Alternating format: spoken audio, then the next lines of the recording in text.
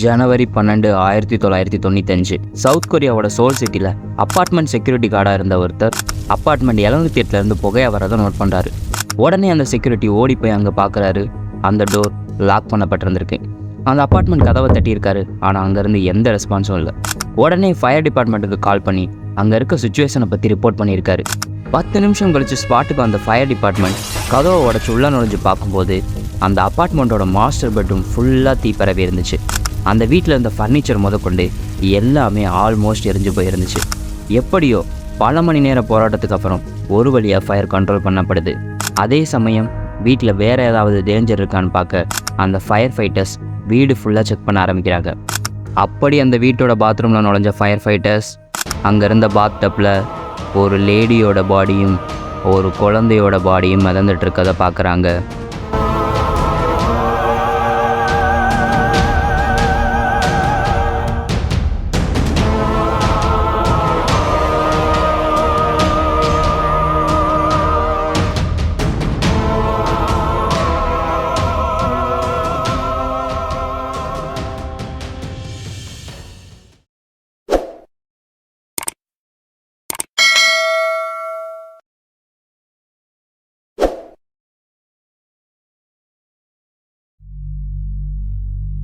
இந்த கதையோட 2 main characters 31 வயதான சாய் சூஹி, அவங்க ஹஸ்பண்ட் 33 வயதான லீ டூ ஹாங்.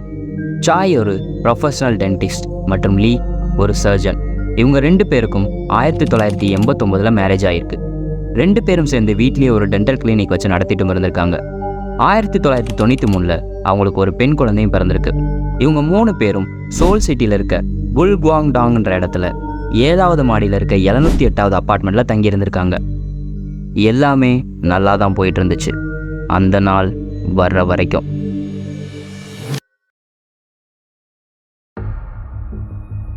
பாத்டப்பில் பாடியை பார்த்து ஷாக்கான ஃபயர் ஃபைட்டர்ஸ் உடனே போலீஸ்க்கு கால் பண்ணி இன்ஃபார்ம் பண்ணுறாங்க. இந்த தகவலை கேள்விப்பட்ட ஆஃபீஸர்ஸ் உடனே ஸ்பாட்டுக்கு வந்து அந்த ஏரியாவை சீல் பண்ணி இன்வெஸ்டிகேஷனை ஸ்டார்ட் பண்ணுறாங்க. அப்படி நடத்தப்பட்ட ப்ரிலிமினரி இன்வெஸ்டிகேஷனில் பாத்ரூமில் இறந்து கிடந்தது சாய் சூகியும் அவங்களோட 2 வயசு பொண்ணுன்னு ஐடென்டிஃபை பண்ணப்படுது. சாயோட பாடி பாத்டப்பில் கண்டுபிடிக்கும் போது அவங்களோட ஃபேஸ் கீழே பார்த்த நிலையில் இருந்திருக்கு. அவங்களோட அப்பர் பாடியில் எந்த துணியும் இல்லை. லோவர் பாடியில் வெறும் அண்டர்வேர் மட்டும் இருந்திருக்கு. அதுவும் அவங்களோட முழங்காலில் இருந்திருக்கு. அவங்களோட கழுத்துலேயும் கை கால்களையும் அங்கங்கே சின்ன சின்ன ஸ்க்ராச்சஸ் தான் இருந்திருக்கு. அது மட்டும் இல்லாமல் கழுத்து நெரிக்கப்பட்ட மாதிரி ஒரு மார்க்கும் இருந்திருக்கு. அவங்களோட கண்ணில் காண்டாக்ட் லென்ஸும் இருந்திருக்கு. அவங்க குழந்தையோட கழுத்துலையும் அங்கங்கே சின்ன சின்ன ஸ்க்ராச்சஸ் தான் இருந்திருக்கு. அதை தவிர வேறு எந்த விசிபிள் இன்ஜுரிஸும் குழந்தைக்கு இல்லை. அதுக்கப்புறம் வெளிவந்த அட்டாப்சி ரிப்போர்ட்லேயும் 2 பேரும் மூச்சு திணறல் ஏற்பட்டதாக இறந்திருக்கதா ரிப்போர்ட் வந்திருக்கு. க்ரைம் சீனை தரவை இன்வெஸ்டிகேட் பண்ண ஆரம்பிக்கிறாங்க போலீஸ். அங்கே வாஷ் பண்ணாமல் சில பாத்திரங்கள் கிச்சன் சிங்கில் இருந்திருக்கு. குழந்தையோட பாட்டில் டைனிங் டேபிளில் இருந்திருக்கு. சாயோட கண்ணாடி பாத்ரூமில் இருந்த ட்ரெஸ்ஸிங் டேபிளில் இருந்திருக்கு. அவங்களோட வேலட் மாஸ்டர் பெட்ரூமில் இருந்திருக்கு. அதில் வச்சிருந்த $400 பணமும் அப்படியே இருந்திருக்கு. பால்கனியில் இருந்த கர்டைன் கீழே விழுந்து கிடந்திருக்கு. வீட்டோட கதவு லாக் பண்ணப்பட்டிருந்திருக்கு. அந்த வீட்டோட ஃப்ரண்ட் டோர்லையும் விண்டோலையும் எந்த டேமேஜும் இல்லை.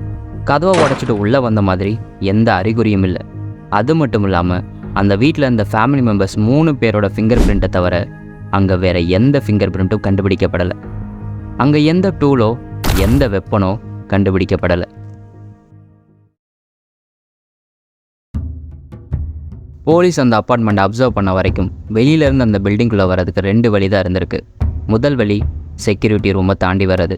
அப்படி யாராவது அந்த செக்யூரிட்டி ரூமை தாண்டி வந்தால் கண்டிப்பாக அங்கே இருக்க செக்யூரிட்டி கார்டெல்லாம் நோட் பண்ணப்பட்டிருப்பாங்க. இதனால் அன்னைக்கு டியூட்டியில் இருந்த செக்யூரிட்டி கார்டை விசாரிக்கும் போது அன்னைக்கு ஸ்ட்ரேஞ்சர் யாரும் அந்த பில்டிங்குள்ளே நுழையலைன்றது தெரிய வருது. 2வது வழி அந்த பில்டிங்கோட ஃபர்ஸ்ட் ஃப்ளோரில் இருக்க எமர்ஜென்சி எக்ஸிட். ஆனால் அப்போ அந்த வழி பிளாக் பண்ணப்பட்டிருந்திருக்கு. இதனால் அந்த வழியாக உள்ளே வர்றதுக்கும் வாய்ப்பில்லை. க்ரைம் சீனில் எந்த பணமோ பொருளோ எதுவும் மிஸ் ஆகலை. மேலும் க்ரைம் சீனை அப்சர்வ் பண்ண போலீஸ் அங்கே என்ன நடந்திருக்க வாய்ப்பு இருக்குன்னு சில தியரிஸை முன் வச்சாங்க. அதில் அந்த 2 விக்டிமும் பெட்ரூமில் தான் கொலை பண்ணப்பட்டிருக்கணும்.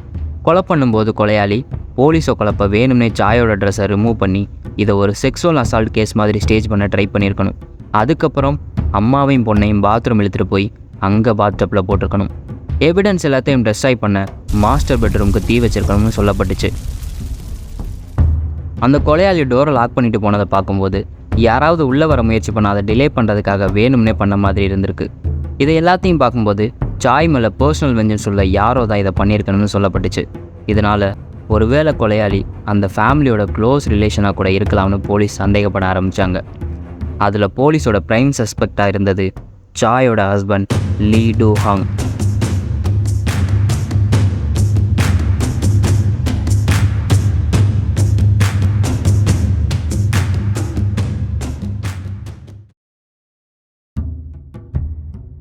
போலீஸ் இன்வெஸ்டிகேஷன் போயிட்டு இருக்கும்போது தான் சாய் இறந்ததை கேள்விப்பட்டு லீ வீட்டுக்கு வந்திருக்காரு.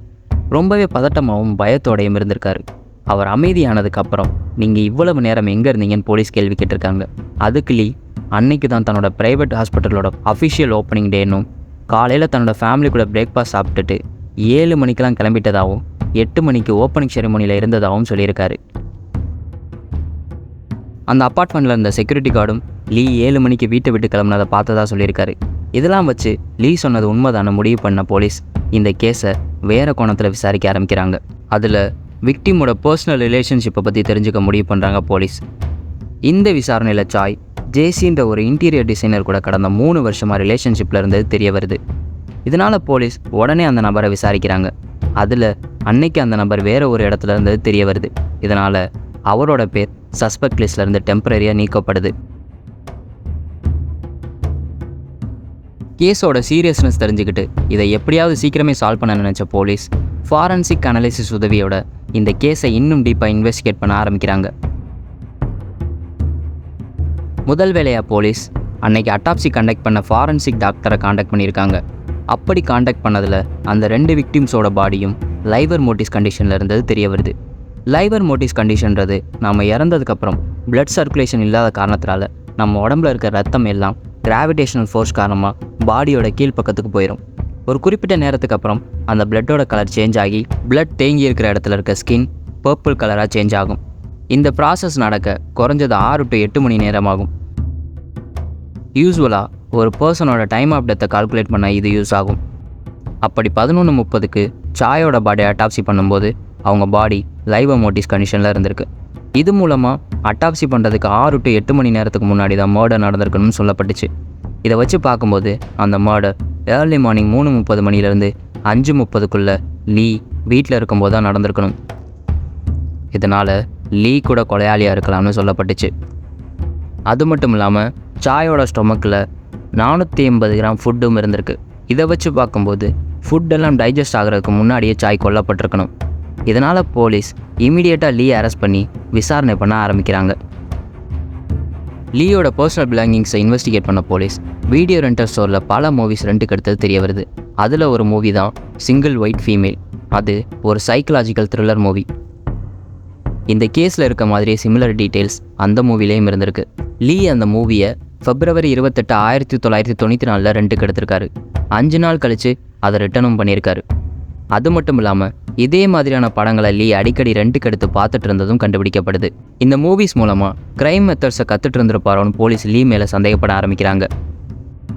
போலீஸ் இன்வெஸ்டிகேஷன் நடத்திட்டு இருக்கும்போது லீயோட கையில் நெகாச்சு இருக்கதையும் போலீஸ் கண்டுபிடிக்கிறாங்க.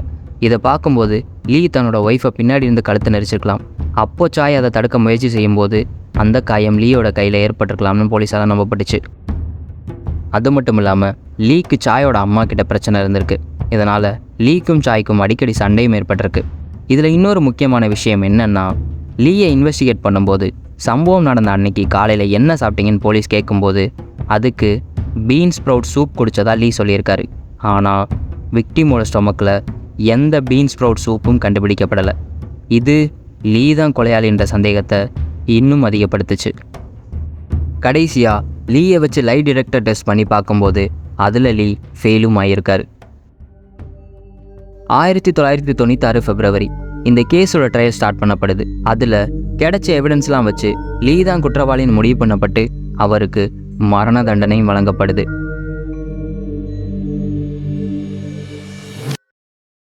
இந்த கேஸ் இதோட முடிஞ்சிருச்சுன்னு நினச்சிங்கன்னா அதுதான் இல்லை. சம்பவம் நடந்து 1 வருஷம் கழித்து இந்த கேஸோட செகண்ட் ட்ரையல் கோர்ட்டில் நடத்தப்படுது. அதில் லீ கிம் ஹியாங் டேன்ற ஹைலி எக்ஸ்பீரியன்ஸான ஒரு திறமையான லாயரை தனக்காக வாதாட ஹையர் பண்ணுறாரு. முதல் வேலையை லாயர் கிம் ஸ்விஸ் ஃபாரன்சிக் எக்ஸ்பர்ட்டான தாமஸ் கிராம்பட்ஸரை ப்ராசிக்யூஷன் தரப்பு ஃபாரன்சிக் எக்ஸ்பர்ட்டுக்கு எதிராக பேச கோர்ட்டில் பெர்மிஷன் கேட்டு ரிக்வெஸ்ட் பண்ணுறாரு. ஏன்னா prosecution forensic experts time of டெத்தை தவறாக கால்குலேட் பண்ணியிருக்கதா அவர் நம்பினார். மேலும் கோர்ட்டில் ஆஜரான தாமஸ் சில பாயிண்ட்ஸை முன் வச்சார்.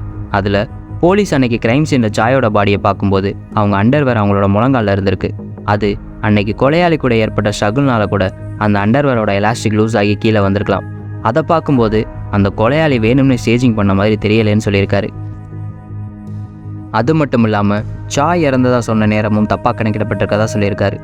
சாயும் அவரோட பொண்ணும் தண்ணியில் மூழ்கடிக்கப்பட்டிருக்காங்க. இதனால் அந்த வாட்டரோட டெம்பரேச்சர் பாடியோட ஸ்டேட்டை குறிப்பிட்ட வகையில் அஃபெக்ட் பண்ணியிருக்கும். எவ்வளவுக்கு எவ்வளோ வாட்டர் ஹாட்டாக இருக்கோ அவ்வளவு சீக்கிரம் பாடி லைவர் மோட்டிஸ் கண்டிஷனுக்கு போயிடும்.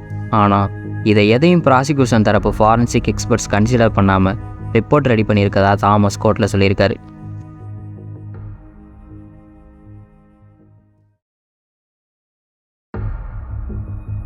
அடுத்து லாயர் கிம் ப்ராசிக்யூஷன் தரப்பு ஃபாரன்சிக் எக்ஸ்பர்ட்டுக்கிட்ட ஒரு சில கேள்வி கேட்குறாரு. அதில் அட்டாப்சி பண்ணும்போது விக்டிமோட ஃபேஸில் எதுவும் இன்ஜுரிஸ் இருந்துச்சான்னு கேட்டிருக்காரு. அதுக்கு அந்த ஃபாரன்சிக் எக்ஸ்பர்ட் ஆமாம் இருந்துச்சுன்னு சொல்லியிருக்காரு.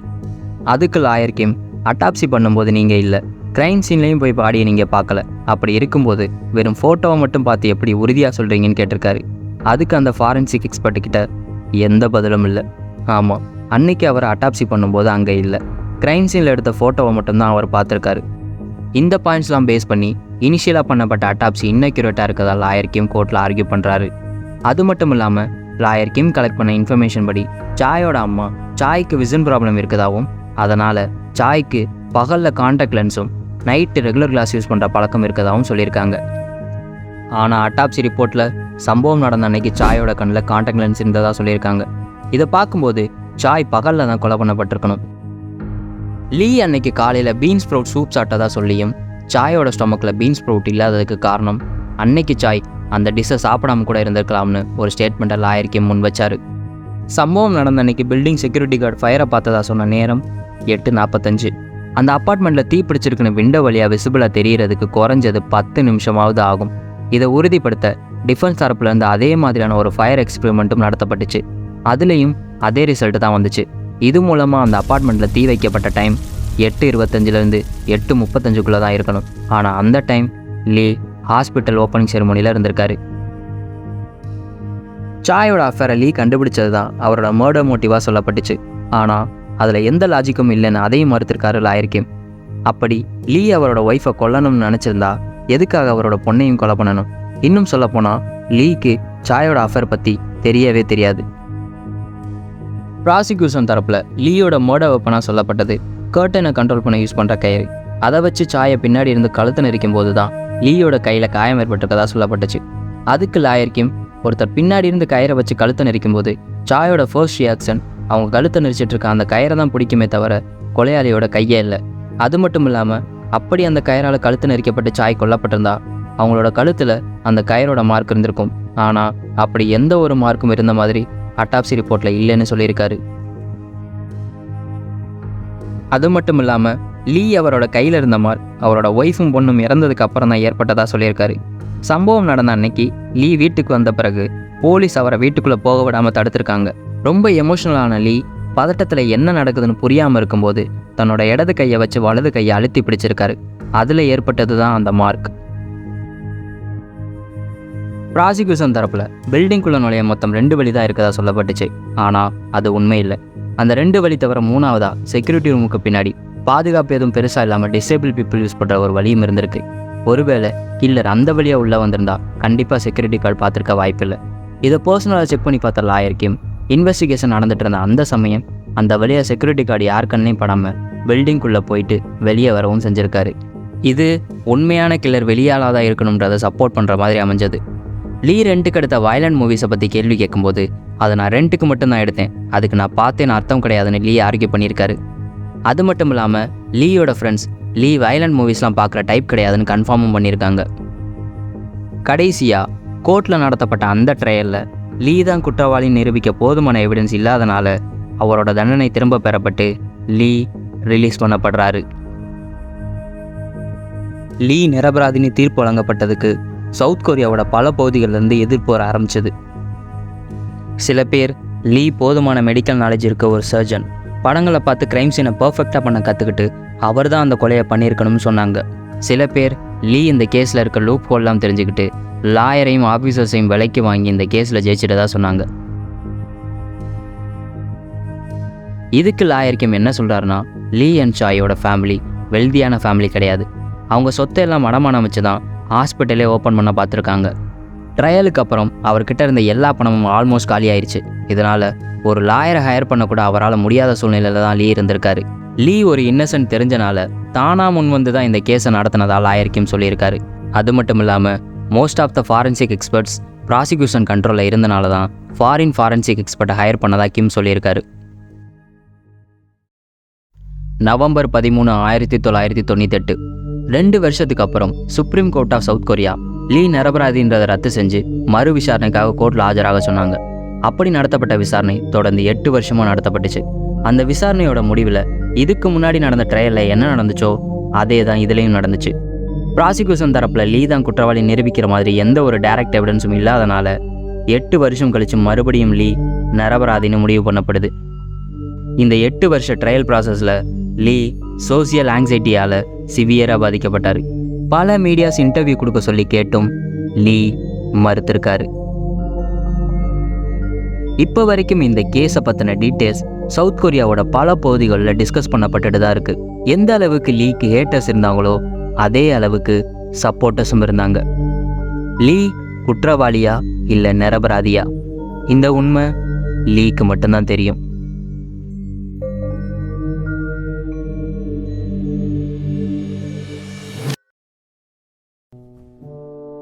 உண்மையான குற்றவாளி யாருன்னு கண்டுபிடிக்கப்படாமல் இப்போ வரைக்கும் இந்த கேஸ் ஒரு அன்சால்வ்டு மிஸ்ட்ரி கேஸாக தான் இருந்துட்டு இருக்கு. இந்த கேஸை பற்றின உங்களோட கமெண்ட்ஸை கமெண்ட் பாக்ஸில் மென்ஷன் பண்ணுங்கள்.